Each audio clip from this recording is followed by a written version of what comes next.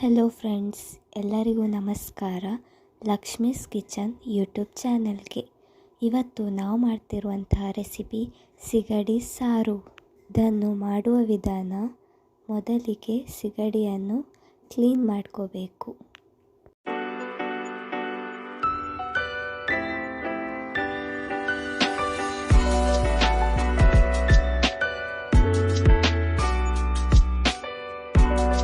ಈ ರೀತಿಯಾಗಿ ಎಲ್ಲವೂ ಕ್ಲೀನ್ ಆದ ನಂತರ ಇದನ್ನು 2 ರಿಂದ 3 ಬಾರಿ ನೀರಿನಲ್ಲಿ ಸ್ವಚ್ಛ ಮಾಡಿಕೊಳ್ಳಬೇಕು.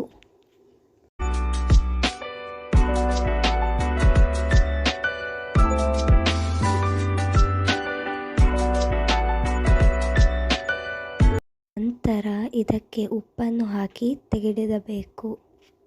ನಂತರ ಒಂದು ಪಾತ್ರೆಗೆ ಒಣಮೆಣಸಿನಕಾಯಿ, ಕರಿಮೆಣಸು, ಕೊತ್ತಂಬರಿ, ಜೀರಿಗೆ, ಸಾಸಿವೆ, ಬೆಳ್ಳುಳ್ಳಿ, ಕತ್ತರಿಸಿದ ಅರ್ಧ ನೀರುಳ್ಳಿ ಮತ್ತು ಎಣ್ಣೆ ಹಾಕಿ ಫ್ರೈ ಮಾಡ್ಕೋಬೇಕು. ಆನಂತರ ಅದಕ್ಕೆ ತೆಂಗಿನ ತುರಿ, ಅರಶಿನ ಹುಡಿ ಹಾಗೆ ಹುಣಸೆ ಹುಳಿಯನ್ನು ಹಾಕಿ ಮಿಕ್ಸ್ನಲ್ಲಿ ಗ್ರೈಂಡ್ ಮಾಡ್ಕೋಬೇಕು.